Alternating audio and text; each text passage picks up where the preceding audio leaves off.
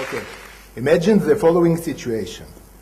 I go to a bistro, sit down, look at the menu, and then I realize that they serve there my favorite dish, filetto alla Rossini. It is comprised, listen, filet mignon served on a crouton, topped with a big slice of foie gras, garnished with black truffles, and finished with Madeira wine. To put it in short, everything you need to help cardiologists make a fine living. Okay? On one hand, this dish is really tasty, I assure you, but then I take a closer look at the menu, and what do I see? It cost $200. Now I ponder to order or not to order. You know, it sounds really very Shakespearean, yes, but it lacks the Shakespearean magnitude because the solution is really simple. All I have to ask myself is whether the anticipated enjoyment is worth the quoted price. So I can order and not order, it doesn't matter at all, and it has no connection to game theory, the topic I am going to talk about. So, where game theory does fit here? Okay, let's now assume a slightly different situation. I go to the same bistro, but now accompanied by my 9 friends, making a total of 10 hungry men. Before we sat down, we decided to split the bill. Now, it is a much, much more interesting situation. My strategy usually is to wait politely and to see what all the others are ordering. And what do I realize? That the orders are really modest. Nothing. Cappuccio, cappuccino, macchiato, macchiatone, Perrier, San Pellegrino, espresso, double espresso, diet coke. Really modest. At this point, I was struck by an ingenious idea. This is my opportunity to feast on a filetto alla Rossini. Instead of paying $200, which is really expensive, I will get it now for only $20. Okay, it seems so logical to me, you know, so economically logical and simple that I called the waiter and told him, filetto alla Rossini per favore. What do you think? Is that idea really brilliant? What will happen now? Mathematician asked it, what would be the dynamics of the game? Okay? I hope you understand already that my expensive order was a declaration of war. Okay? Retaliation is inevitable. George, who only 1 minute ago was not hungry at all and ordered just a double espresso, felt a sudden pang of hunger, recalled the waiter, and asked him for Robuchon truffle pie. But it is not all. Alice forgot she's on a diet and previously ordered just a Diet Coke. Now she wants, you won't believe it, the big Texan steak. Okay, I hope you get the drift. All my friends appear to be great connoisseurs of fine food, and each and every one of them just ordered from the expensive list on the menu. When we finished eating and the bill came, it was $404 per person. Okay?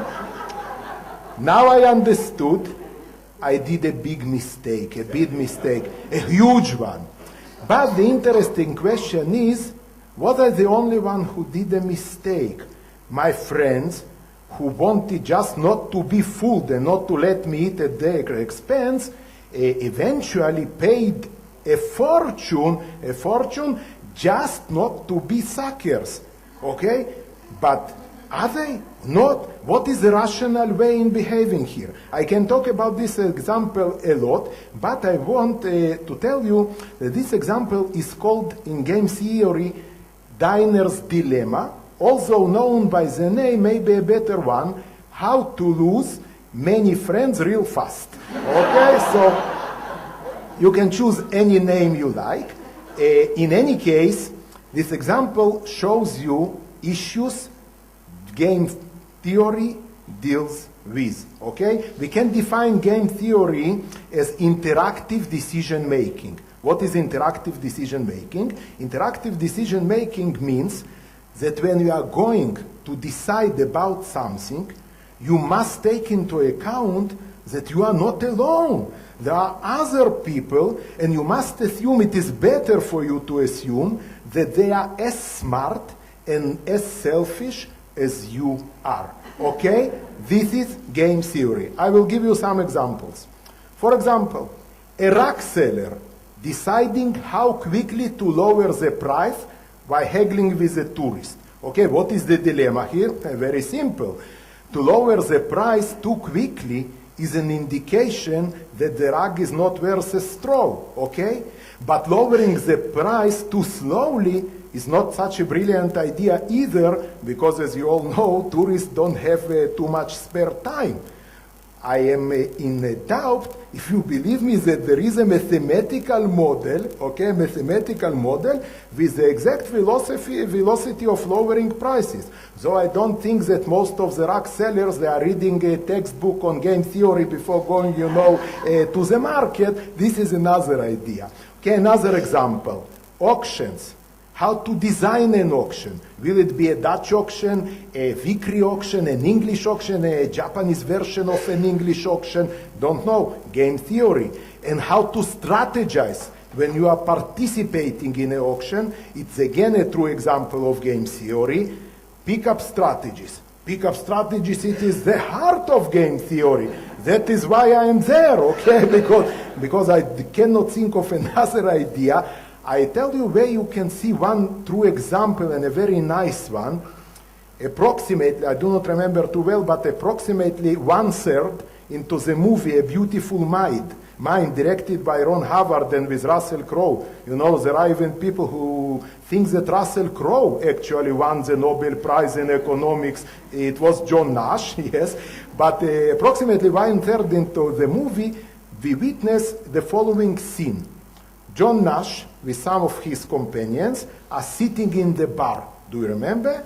They sip soda, drink wine, and talking about usual matters, like differential topology in Hausdorff spaces, a regular one. And then suddenly, some women enter.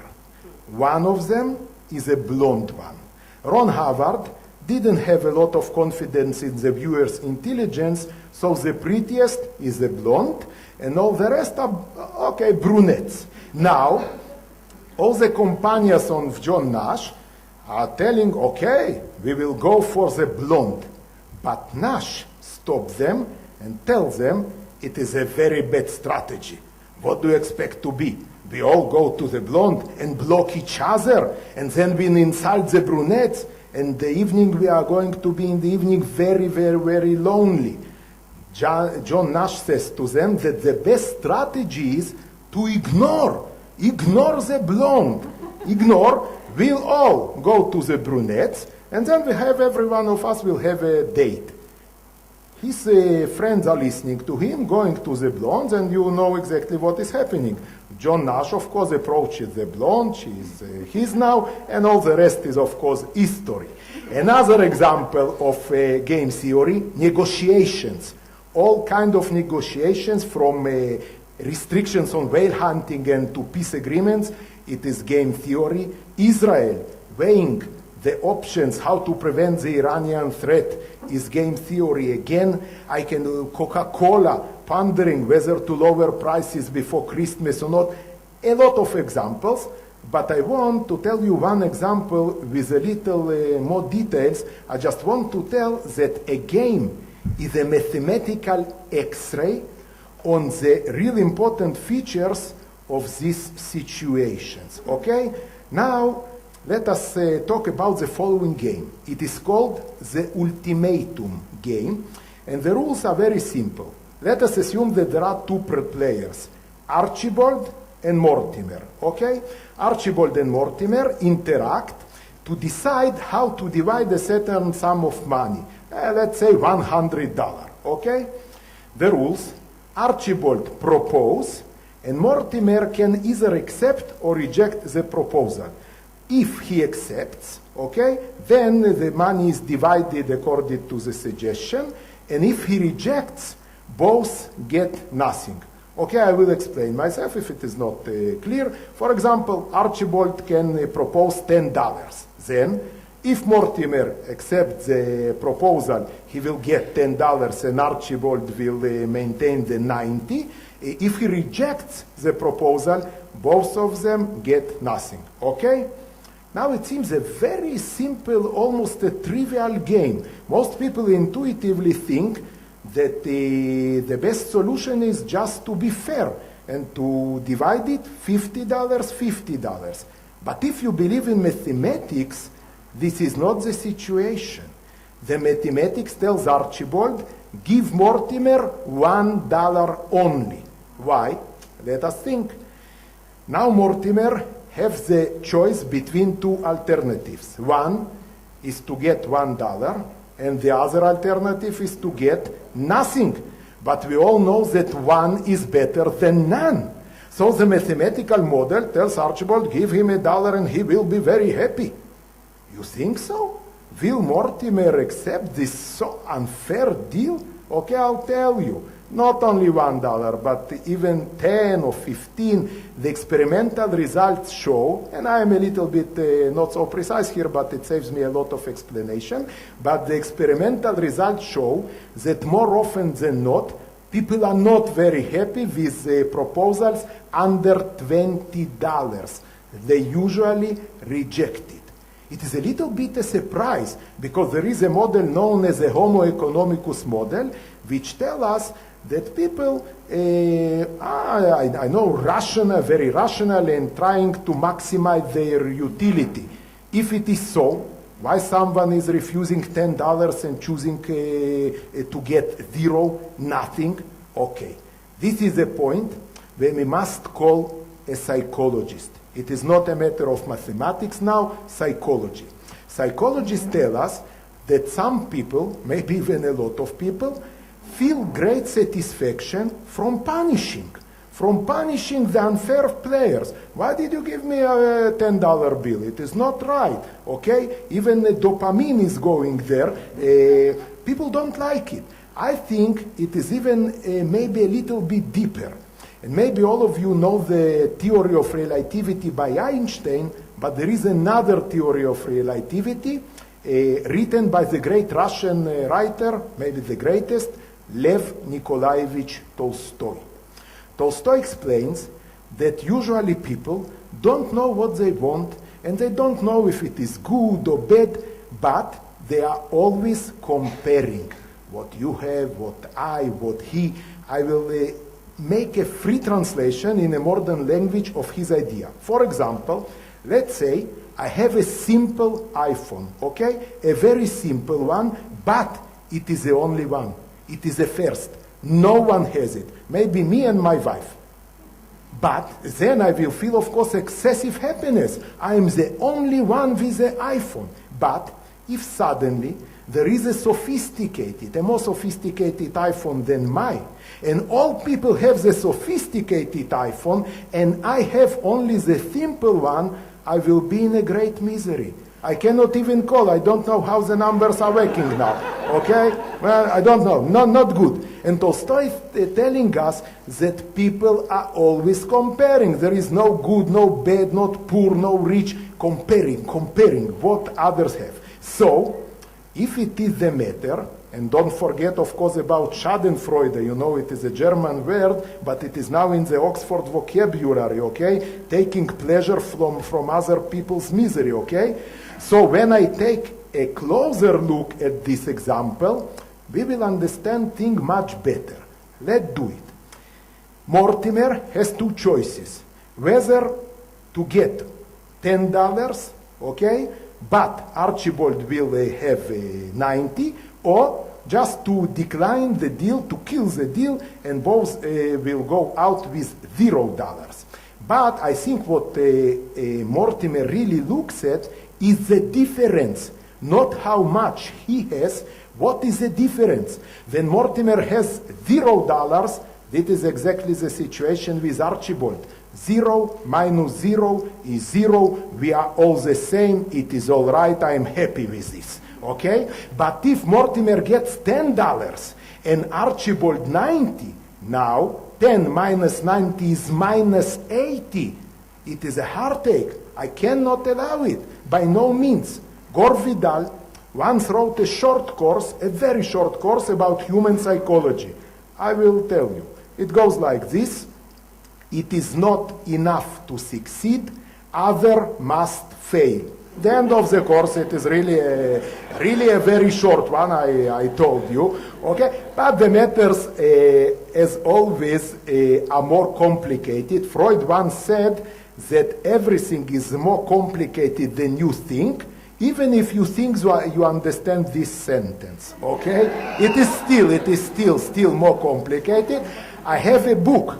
I don't know if you believe me, but I have a book, 654 pages, only about this ultimatum game, okay? About results, whether women are more generous than men, whether beauty is an issue here, a lot of different things, including, of course, mathematics, but I'm not going to talk about mathematics. When I do so, people do not like me. I don't. Why? Because it is, don't like me. What I want to tell you now is a symmetrical version of the same game. It was introduced by the brilliant Israeli mathematician Robert Israel Uman, also won the Nobel Prize in Economics. He's a Nobel Prize laureate in economics in 2005 for his pioneering work in solving conflicts and cooperation. Uman's version goes like this. Two people, Tom and Boris, are in a small dark room. In this room is also present a man, a very strange one. He has a black suit and a black suitcase. And he's telling Tom and Boris that in the suitcase there is $1 million in cash, and that he is willing to give them, no problems. He says there is only one condition, and that condition is you must negotiate, and if you agree, the money is yours. You see, now we have no proposers, no responders, just negotiation, okay? Suitcase with $1 million in cash, and we have to divide it. Now, Tom, who is a very rational man and a very peaceful one, is telling, what a funny game, it is so stupid. He is telling it to Boris. It is so obvious, so simple. I will take half of the amount, you will take half of the amount, each of us will go walk out of the room with $500,000. Simple, obvious, yes? But then something comes as a big surprise. Boris is looking at him and telling with a determined voice, I don't know what about you, I don't know what's so simple, I don't know what is so obvious. My solution is another one and a very different. I want $900,000. I will give you $100,000, and it is my final offer. Take it or leave it. And Boris adds, I am fully prepared to go without nothing. No agreement, no problems with me. Tom is surprised. He asked Boris, you must be joking. Boris said to him, I am Russian from Chechnya. We are never joking. And I don't have any sense of humor when I'm talking business. It is my last offer. $100 for you, the rest for me. Take it or leave it. I am going. Now, Tom, who is very rational, he's very angry. He don't know what to do. He's so angry you can boil a pot of water on his head, okay? But what he can do now he considers, If I will not make the agreement, I will go without nothing, which is a pity. So he shakes hand with Boris and go out the room with $100 only, looking very upset. I can tell about the relevance of the story. I just told you a lot of things, but maybe the most important is that sometimes to be rational when dealing with irrational people is not so rational, and to be irrational sometimes is very rational, okay? It is quite complicated again. In any case, once said the big Greek poet Archilochus that a long speech is a big evil. So I'm not going to make a long speech. I'm going to summarize. And the summary is, Abba Evan, once was a minister of foreign affairs in Israel, of course, said a very beautiful sentence. He said, men and nations behave wisely once they exhausted all the other alternatives. I think that I'm not completely in agree with him, because I think sometimes men and nations do not behave wisely even after exhausting all the other alternatives. But what I hope that maybe game theory can teach something and to show us the way how to avoid all the other alternatives and get immediately to the wise behavior. Thank you very much. Thank you. Thank you.